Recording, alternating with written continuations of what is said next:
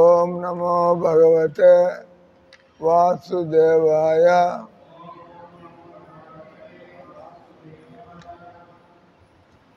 భగవద్గీత 4వ అధ్యాయం 17వ శ్లోకం చెప్పండి.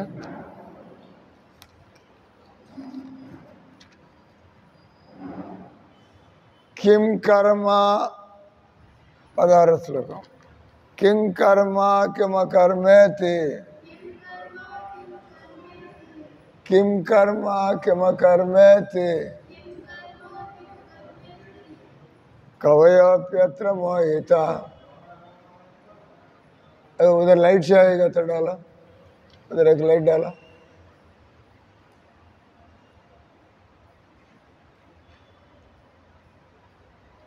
उधर का है,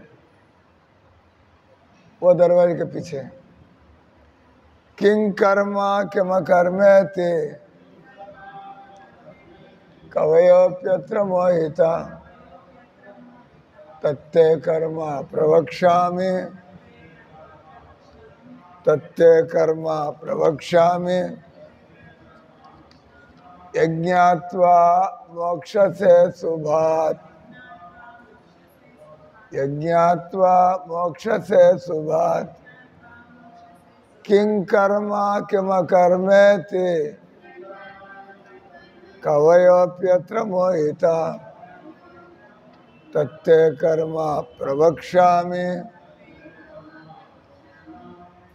यज्ञात्वा मोक्षसे शुभात्. ఆల్రెడీ శ్రీల ప్రభుపాదికి ఈ అధ్యాయం పేరు ఎవ్రీబడి తెలుగు తెలుగు తెలుగు और इंग्लिश तेलुगु और Hindi, what is the common? Telugu వాళ్ళే कितने हैं? తెలుగు వాళ్ళు ఎంతమంది ఉన్నారు? ముగ్గురు, నలుగురు. హిందీ వాళ్ళు మళ్ళీ వాళ్ళు. సో ఇంగ్లీష్ వాళ్ళు ఎంతమందికి ఇంగ్లీష్? English okay. అలాగే give that English book, English Bhagavad Gita from there. So today it's here or there? इधर भी एक होता है. Today we are reading from Bhagavad Gita, chapter 4, text number 16. किं कर्म किम कर्मेति कवयोप्यत्र मोहिता तत्ते कर्म प्रवक्ष्यामि यज्ञात्वा मोक्षसे शुभात्. Translation and purport by His Divine Grace Srila Prabhupada ki.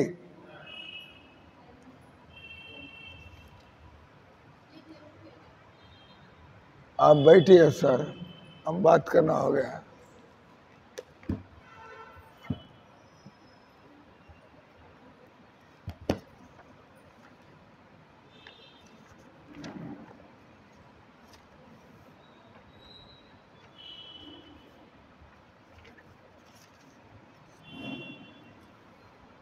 Even the intelligent are bewildered in determining what is action, what is inaction.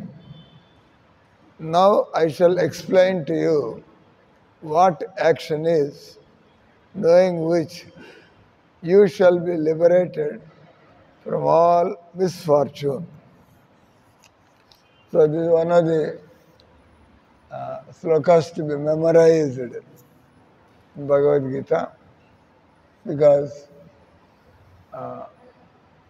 we all do actions and we don't know what are the consequences of our actions. So that means actions don't yield same result. So like just 2 days ago, We saw how in Kashmir, in Pahalgam, few terrorists, they killed 30 innocent people.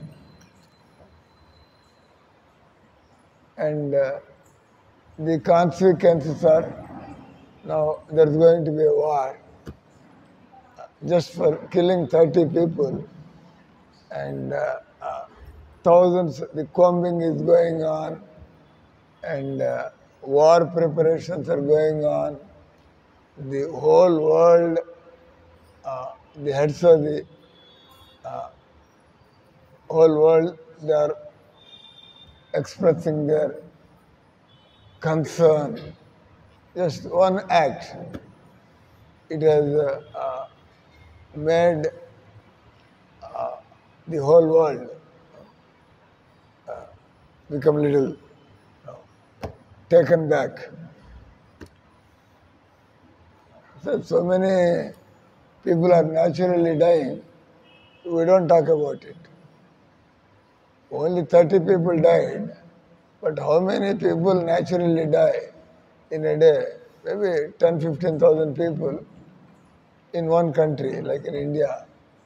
We daily, some 10, 15,000 people may be dying just by natural death, by old age, by accidents, and by diseases, and so on. But what is big about 30 people killing and the whole world becoming little, this thing, shock? That means what is the motive behind the action? It's a very important thing. What is the motive behind the action?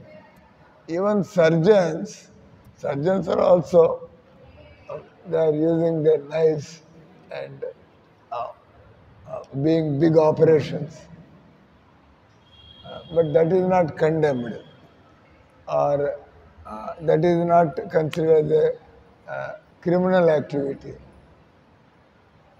But the attack on the body is there by the surgeon, but it is considered good because the intention is good. So intentions matter. It is not your action, but like police also, they kill, military also kills, but they cannot kill. A man killing out of duty is different from a man killing out of envy or out of hatred or out of personal differences. Personal differences you cannot kill. Go appeal for justice. You cannot take law into your hands.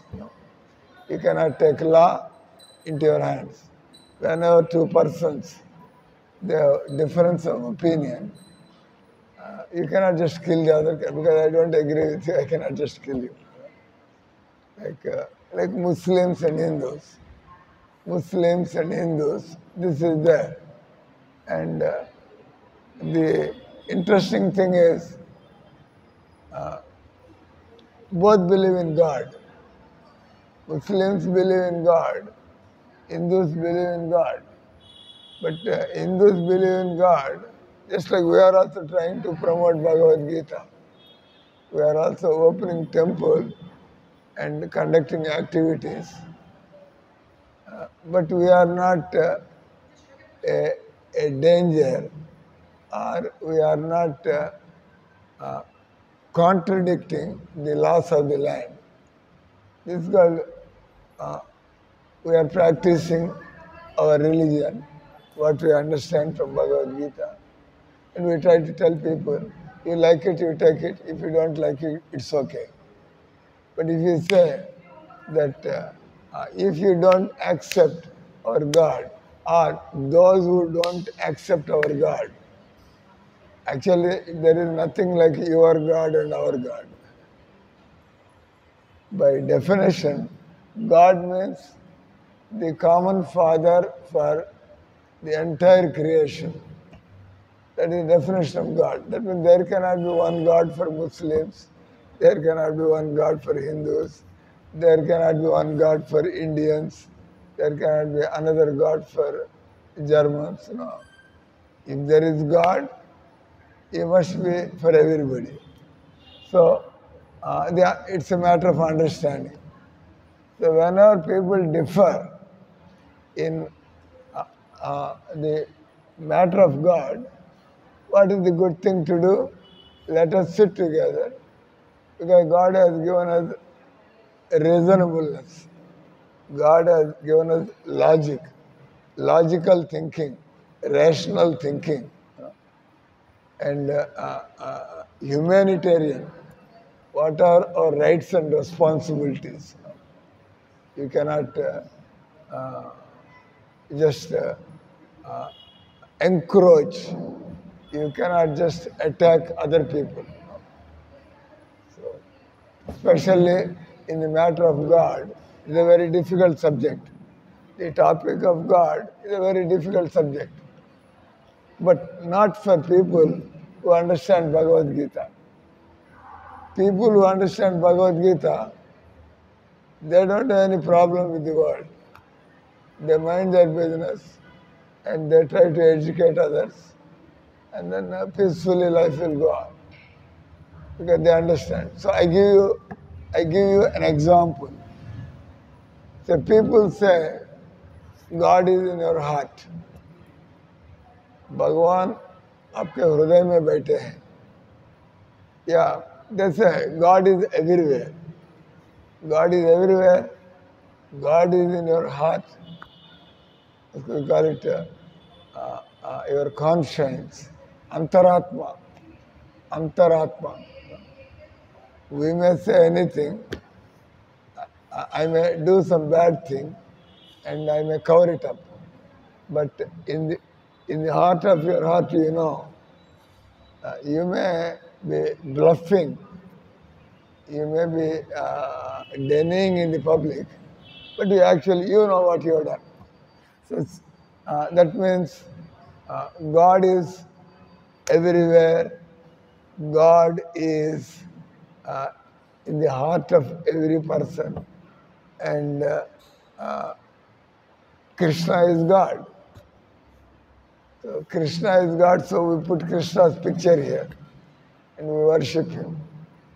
Okay, we know description of Krishna is there in Bhagavatam. In the Vedas, the description of God. Venum kvanantam aravinda dalaya taksham barhavatam samasitam buddhasundarangam kandarpa kotika maniya visesha sobham govindamadi purusham tamam bhajami. The whole description of God is there. How God looks like, what God likes, and what God wants us to do, and why we should follow God. And without God, human life is undone. If you, as a human being, if you are not serious about God, then what is the difference between an animal and a human being? Animals are also living. They also have eyes. They also eat, sleep. They also have children, families, dog family, cat family. So same things like we see. We eat, we sleep. We put fan to our cows in the Gosala.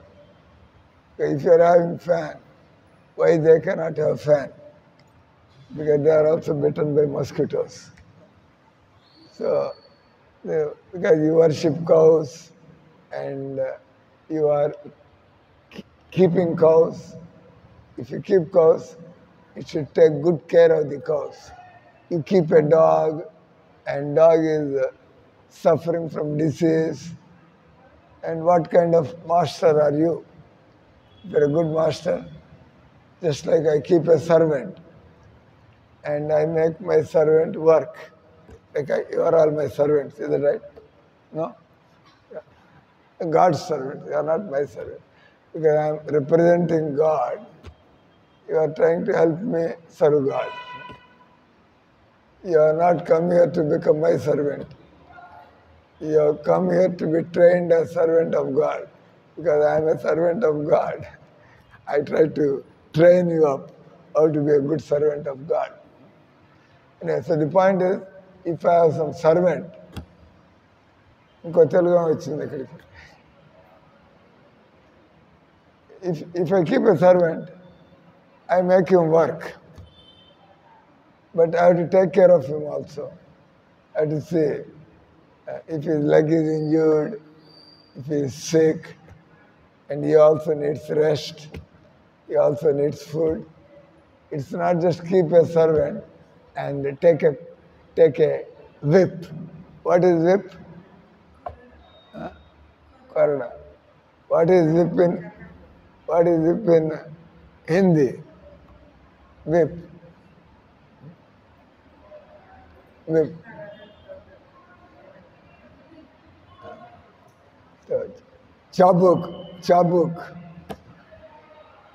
Chabuk అంటారు హిందీలో. So if I keep a servant, I make him do many works. At the same time, I have to take good care of him also. A good master, servant has to work anyway, but a good master will make the servant work and also take good care of him. So God is the best master. Because God is such a wonderful master, he wants to completely make us happy, God. In this world, master wants to take a lot of work and do something. Our servant will काम चोर. जब महाराज आ गया, हम काम कर रहे हैं, महाराज गया, अच्छा है. काम चोर means work thief. Only when the master is standing, you work. The master goes this way, very good, we don't have to work. So that is not a good servant. A good master and a good servant. If the servant is good, the master is good, the relation is so wonderful. If the master is good, the servant is bad, so not good. If the servant is good, master is bad, servant is not happy. Servant is good, but master is not good, so servant will not be happy. If the master is good, servant is bad, that the master is taking good care, but servant is not working properly. So master is not happy. No, I am doing so many things for my servant, but he is not doing job properly. So in this sloka today, what we are reading, why people suffer, why people become poor.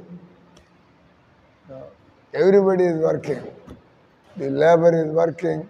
The architects are working. And there are different kinds of work.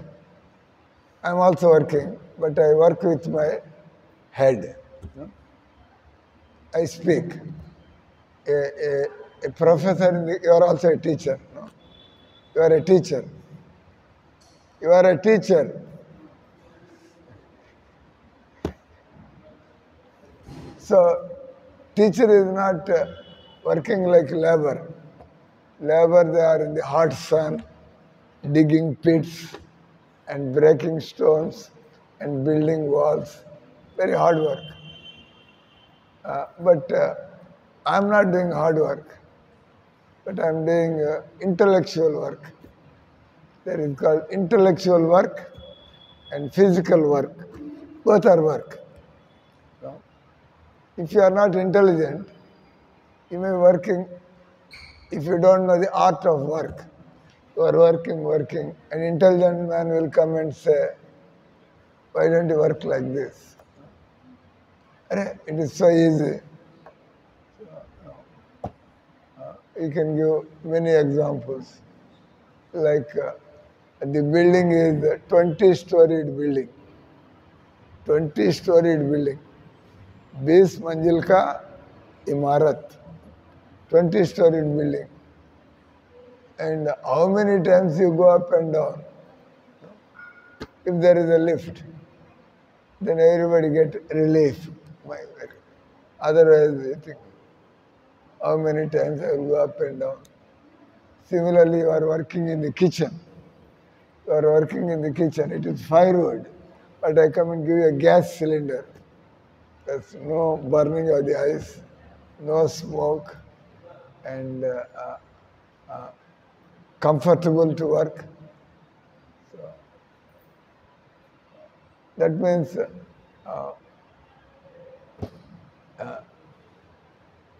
if you are an intelligent person, you can make the work easy, you can make the work comfortable. But if you are a dull person, unnecessarily, suppose you have to dig earth. If you start using, your hands will bleed. మిమ్మల్ని గుంటతో అందరు తెలుగాళ్ళే మిగిలారు ఇక్కడ ఇంకా అందరు తెలుగాళ్ళే మిగిలారు ఇంగ్లీష్లో దేని class ఆయన ఇంగ్లీష్లో చెప్పమంటే పాప ఆయనకు వస్తుంది ఆయనకి అసలు లేచిపోయాడు తెలుగాళ్ళు కూర్చుని మిమ్మల్ని గుంట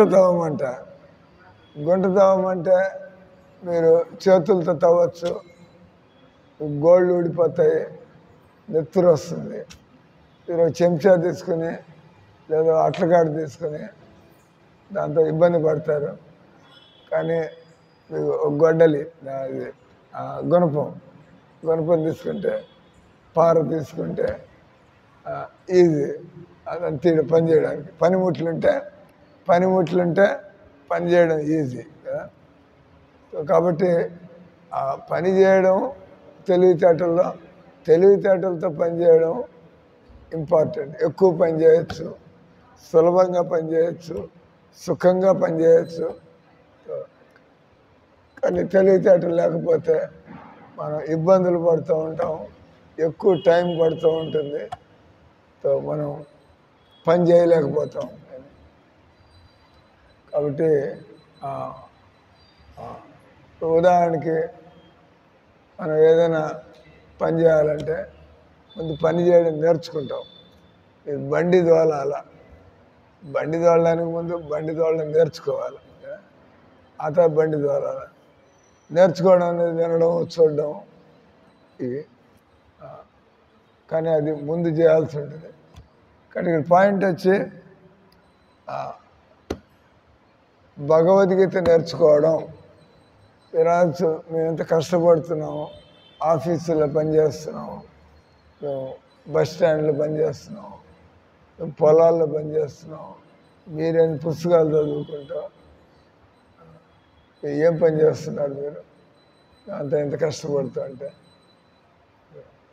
కానీ టీచర్లు సబ్జెక్ట్ చెబుతారు, జ్ఞానం కలుగుతుంది. ఆ జ్ఞానంతో మనం బయట ప్రపంచాలు, ఇంజనీర్ కాకపోతే ఫ్యాక్టరీలో ఎట్లా పనిచేస్తారు, ఇంజనీర్ అవడానికి ముందు మీరు చదువుకోవాల్సి ఉంటుంది. అంటే చదువుకోవడం అయిన తర్వాత ఫీల్డ్లోకి పోతారు, అంటే చదువుకోవడం ఇంపార్టెంట్. అట్లాగే మనం చదవడం రాయడం నేర్చుకుంటాం. చదవడం రాయడం నేర్చుకుంటే మనం ప్రపంచంలో ప్రతిదీ అనుభవంతో అన్నీ చూసి వచ్చి పుస్తకం చదివితే తెలిసిపోతుంది మనకి. అంటే ఇక్కడ భగవంతుడు ఈరోజు శ్లోకంలో చెబుతున్నటువంటిది, మనం చేసే ప్రతి కర్మకి ఇప్పుడు ఒక జిహాదీ ఆర్ టెర్రరిస్ట్, ఉగ్రవాది, ఒక ఉగ్రవాది చంపడం, యుద్ధంలో ఒక దేశాన్ని కాపాడడం కోసం ఒక సైనికుడు చంపడంలో పూర్తిగా తేడా ఉంది. ఉగ్రవాది చట్టాలని వ్యతిరేకించి అన్యాయంగా జనాలు చంపుతున్నాడు. కానీ ఇక్కడ సైనికుడు దేశాన్ని కాపాడడానికి, దేశంలో ఉండే ప్రజలందరూ కూడా ప్రశాంతంగా బతకగలగడానికి సరిహద్దుల్లో అదే పని, ఇద్దరు చంపుతున్నారు. కానీ ఒక ఆయన ఎంతోమందిని కాపాడడానికి ఒకడు అమాయకుల్ని అనవసరంగా చంపుతున్నాడు. అంటే చంపడం ఒకటే, కానీ అక్కడ తేడా ఎక్కడ వస్తుంది? ఇంటెన్షన్, వాడి తలకాయలో ఆలోచన ఏంది కదా. కాబట్టి ఇక్కడ భగవంతుడు కర్మ రహస్యాన్ని చెబుతున్నాడు. మనం అంతా కర్మలు చేస్తూ ఉంటారు. మీరు పొద్దున్న నిద్ర లేచినప్పటి నుంచి రాత్రి పండుకునేదాకా మందిరం తెరుస్తారు. స్థైన ఆరతి ఉంటుంది, ఇప్పుడు తెరిచి ఆరతి. మనం ఉదయం నిద్ర లేచినప్పటి నుంచి రాత్రి పండుకునేదాకా ఎవరు గమ్మున ఉండలేరు. మీకు తెలిసి కర్మలు అంటే మీ అభిప్రాయంలో మన చేతులతో కాళ్ళతో చేసేటువంటి కర్మలు. కానీ భగవద్గీతలో భగవంతుడు చాలా విషయాలు చెబుతున్నాడు కర్మ గురించి. ఒకటి వచ్చి మానసిక కర్మలు. నిజంగా కర్మలన్నీ కూడా తలకాయలో ప్రారంభం అవుతాయి. ఆ తలకాయ నుంచి మాటల నుంచి చేతలు. కాబట్టి దీని అంటారు మానసిక కర్మలు, వాచిక కర్మలు, కాయ కర్మలు. కాయ అంటే శరీరం. కాబట్టి ఇంపార్టెంట్ మీ మనసులో ఏం ఆలోచనలతో పనిచేస్తున్నారు, ఆలోచనలు బట్టి. ఇప్పుడు మీరు మందిరంలో భజనకు వస్తారు, మీరు భజనకు వచ్చి హరే రామ హరే కృష్ణ, మీ లోపల ఆలోచన అటు ఇటు అక్కడ ఉండి బ్యాగ్ ఎత్తుకుపోవాలా. మీరు కూర్చొని హరే రామ హరే కృష్ణ, ఎవడు బ్యాగ్ ఎక్కడ పెడుతున్నాడు చూడడానికి మీరు భజనకు వచ్చారు. లోపల ఆలోచన ఏంది? ఎవరు వచ్చి ఏం సామాన్ ఎక్కడ పెడుతున్నారు, ఏది నేను ఏమర్పాటు చేసి ఎత్తుకుపోవాలా. అంటే మీరు భజన మోసం చేయడానికి వచ్చారు. మందిరంలో మీరు మోసం చేయడానికి వచ్చి భజన చేస్తున్నారు, అంతే కదా. అంటే మీరు వచ్చిన ఉద్దేశం వేరు మందిరానికి. కాబట్టి భగవంతుడు ఇక్కడ రకరకాలుగా అసలు అందుకే అంటున్నాడు, తెలియగల వాళ్ళు కూడా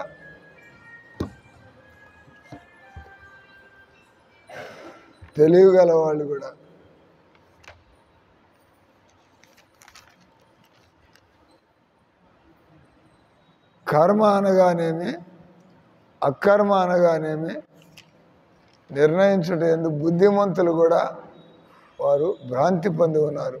కనుక కర్మ అనగా ఏమి నేను వివరించదును, దానిని తెలుసుకొని నీవు అన్ని అశుభముల నుండి ముక్తుడవు కాగలవు. కాబట్టి ఇక్కడ సులభంగా మీకు అర్థం కావాలంటే, మనం ఏం కర్మలు చేసినా కూడా చట్ట ప్రకారం కర్మలు చేయాల. మనం చట్టం ప్రకారం అంటే నేను బండి తోలుతున్నా, వాడు బండి తోలుతున్నా, నన్ను ఎందుకు అరెస్ట్ చేశారు? నువ్వు బండి కుడి పక్క తోలితే అరెస్ట్ చేసి ఏం చేయాలి?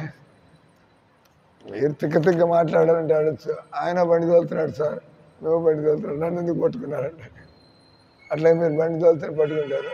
మీ దగ్గర లైసెన్స్ లేదు, పట్టుకుంటాడు. అంటే మీ లైసెన్స్ దగ్గర ఉండాలా.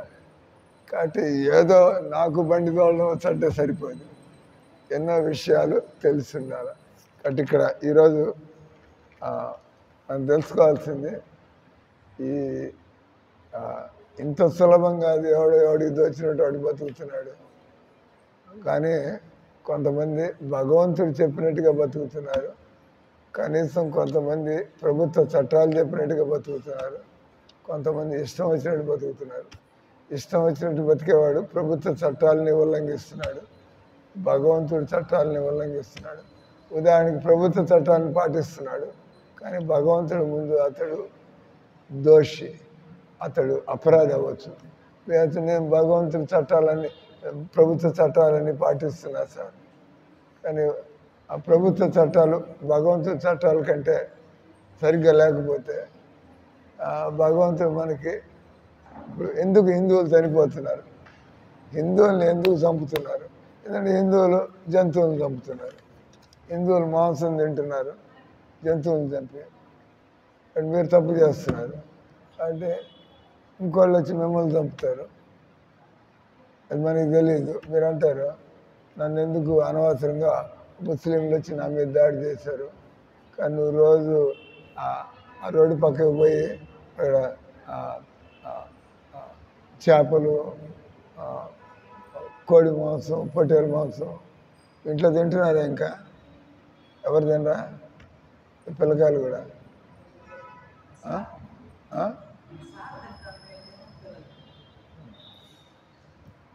మంచిది కాదు. మీరు చెప్పండి, మీరు గట్టిగా చెప్పాలా.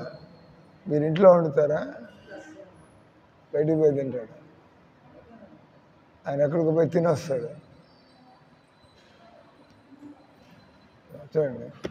సో కాబట్టి ఇక్కడ తెలుసుకోవాల్సింది కర్మల గురించి. భగవంతుడు చెప్పేది, భగవంతుడు మన మనుషులుగా పుట్టించిన తర్వాత ఆయన మన స్వభావాన్ని బట్టి మనకి కర్మలు రాశాడు. నాకు పరిపాలించడం రాదు, నన్ను ఆయన అన్నాడు. వాడు ఇప్పుడు గొడవ అంతా ఏందో తెలుసా? పాకిస్తాను ఆర్మీ చీఫ్, అక్కడి నుంచి ప్రారంభమైంది కథ. పాకిస్తాన్ ఆర్మీ చీఫ్ మునీర్ అహ్మద్ అని చెప్పి ఆయన ఏమన్నాడు, మనం పాకిస్తాన్ని ఎంతో పోరాడి మన దేశాన్ని తెచ్చుకున్నాం, కాబట్టి మనకి ఆ హిందువులకి ఎప్పుడు పడదు. మన పద్ధతులు వాళ్ళ పద్ధతులు, వాళ్ళ ఆలోచనలు మన ఆలోచనలు, మన జీవితం వాళ్ళ జీవితం అంత తేడాగా ఉంటుంది. కాబట్టి మన పాకిస్తానీ పౌరులందరికీ మనం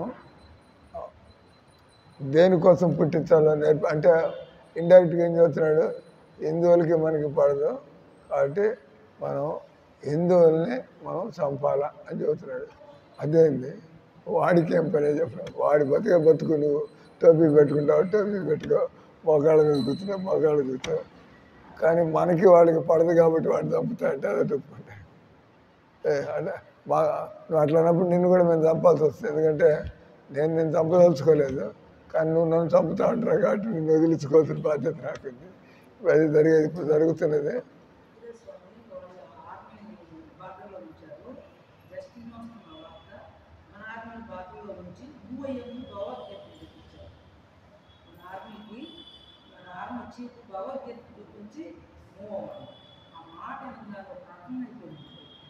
అదే ఎవరు చూపిస్తున్నారు?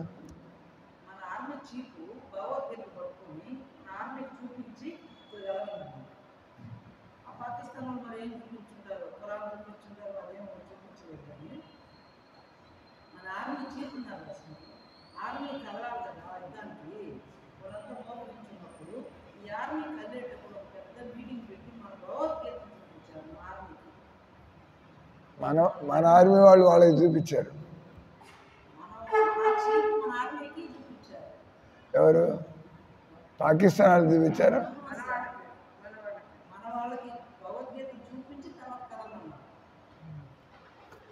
అది పాయింట్.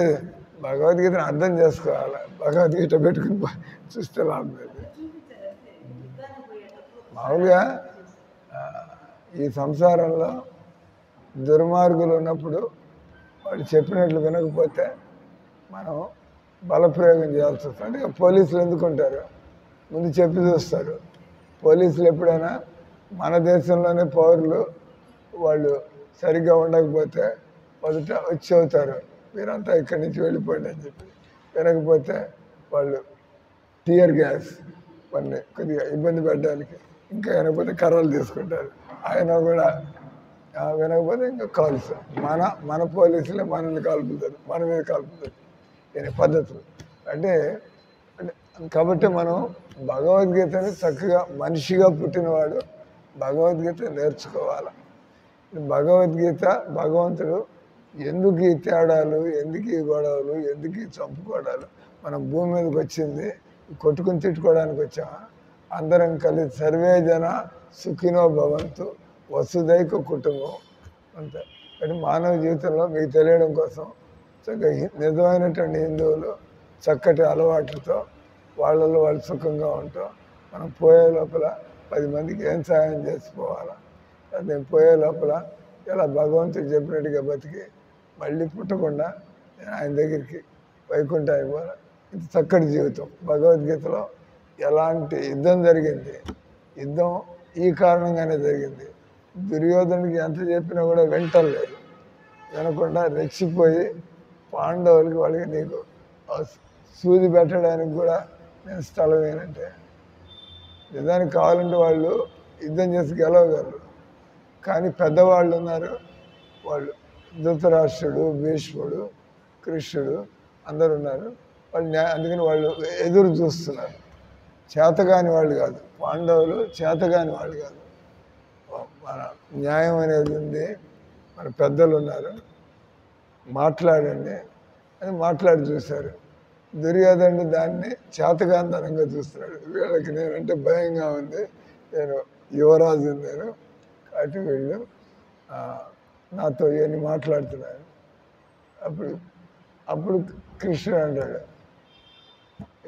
వీడు దుష్టుడు, ఇంత టైం ఇచ్చి ఎన్ని మాటలు చెప్పినా కూడా వీడు వెంటనే ఇటువంటి వాడిని క్షమించి లాభం లేదు, క్షమించి లాభం లేదు.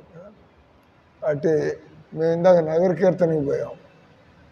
నగర కీర్తన పోతే ముస్లింలు ప్రతి 5-10 మందిలో ఒక ముస్లిండు కనబడుతున్నాడు. మన నెల్లూరులో 10 మంది మనుషులు ముందుకు పోతున్నారు. వాళ్ళలో ఒక టోపీ పెట్టుకుని బురకా పెట్టుకుని మనుషులు వస్తున్నారు. అంటే వాళ్ళ సంఖ్య బాగా పెరుగుతుంది. ఎవరికి కూడా ఇష్టం లేదు. చక్కగా మనం భజన చేస్తున్నాం, మనం ఏమీ వినడానికి ఎంతో ఇంపుగా ఉంటుంది. భగవన్నామం ఎందుకు చేస్తున్నాం కావాలంటే చెబుతాం. భగవన్నామం ఎందుకు చేస్తున్నాం, మనుషులు భగవంతుడిని గుర్తించాలా, మనుషులు భగవంతుడి నియమాలు పాటించాలా, మనుషులు భగవంతుడిని పొందడానికి ప్రయత్నం చేయాలా. ఎందుకంటే ఈ సంసారంలో మనకి అన్నీ బాగున్నా కూడా ముసలితనం, రోగం, చావు అది మాత్రం అందరికీ సమానం. ముసలితనం, రోగం, చావు అందరికీ సమానం. ఇంకా మనం పాడు కర్మలు చేస్తుంటే మనకి దరిద్రం పడుతుంది, మనం కోట్ల చుట్టూ తిరుగుతాం, మనకి యాక్సిడెంట్, ఇవన్నీ ఎక్స్ట్రా. పుట్టిన ప్రతి ఒక్కడికి ముసలితనం, రోగం, చావు అనేటువంటి, అంటే నీ వాళ్ళకి నువ్వు దూరం చేయబడతావు చావు ద్వారా. తర్వాత నీ శరీరమే నిన్ను ముసలితనంలో ఇబ్బంది పెడుతుంది, నీ శరీరం రోగాలు వచ్చినప్పుడు నిన్ను ఇబ్బంది పెడుతుంది. కాబట్టి జీవితంలో మనిషి దేనికోసం బతకాల, మళ్ళీ జన్మ లేకుండా ఉండడం కోసం బతకాల. అది అర్థమైనటువంటి వాడు భగవద్గీతను అర్థం చేసుకున్నాడు. భగవద్గీతను అర్థం చేసుకున్నవాడు మనం ఇక్కడ ఏదేదో సంపాదించేసి, ఎంత సంపాదించినా మీరు తినగలిగారు అంతే, ఎంత సంపాదించినా మీరు ఒక్క పైసా కూడా. వాడెవడు అన్నాడు, ఎందుకన్నా చనిపోయినప్పుడు నాణ్యాలు చల్లుతూ ఉంటారు, పువ్వులు నాణ్యాలు చల్లుతూ ఉంటారు. ఎందుకంటే వాడెవడు చదువుతున్నాడు, ఇక్కడ తీసుకుపోయేది లేదు, అంతా ఇక్కడ వదిలిపెట్టిపోవాలని. శవయాత్ర అప్పుడప్పుడు నాణ్యాలు వేసుకుంటూ పోతూ ఉంటారు. కొంతమంది వెనక నుంచి దాన్ని తీసుకుంటూ ఉంటారు, కొంతమంది తీసుకోకూడదు అంటారు. కానీ అసలు ఎందుకు వేస్తారయ్యా అంటే, ఎందుకు వేస్తారంటే మనిషి ఎలా బతికాడు అనేది ఇంపార్టెంట్, ఎంత సంపాదించాడు అనేది ఇంపార్టెంట్ కాదు.